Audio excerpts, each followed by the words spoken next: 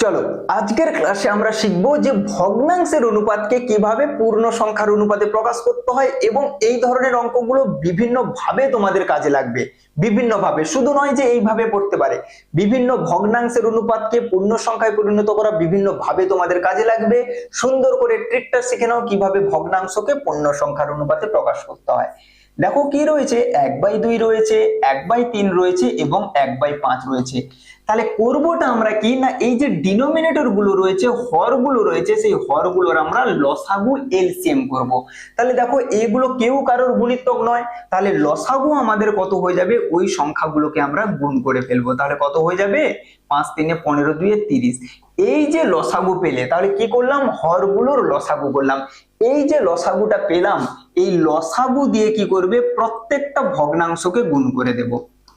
তাহলে ট্রিকটা বোঝা গেল খুব সুন্দরভাবে, যে কোনো ভগ্নাংশকে পূর্ণ সংখ্যার অনুপাতে কনভার্ট করার জন্য হরগুলোর লসাগু দিয়ে গুণ করে দেব।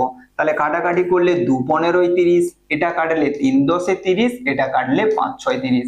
তাহলে সঠিক উত্তর আমাদের কত চলে এলো, দেখো 15:10:6 আমাদের সঠিক উত্তর হয়ে গেল। কোনটাতে রয়েছে, 15:10:6, অপশন সি তে রয়েছে।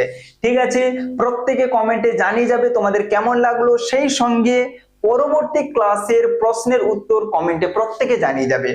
285374931, অর্থাৎ আমাদের কি বলেছে বলতো, 28,53,74,931 সংখ্যাটির দুটি তিনের স্থানীয় মানের অন্তর কত হবে, প্রত্যেকে জানিয়ে যাবে। সহজ একটা প্রশ্ন, আমি আশা করব প্রত্যেকে কমেন্টে জানিয়ে যাবে উত্তর। ঠিক আছে, এই প্রশ্নের সমাধান নিয়ে আগামী ভিডিওতে তোমাদের সঙ্গে দেখা হচ্ছে। চলো।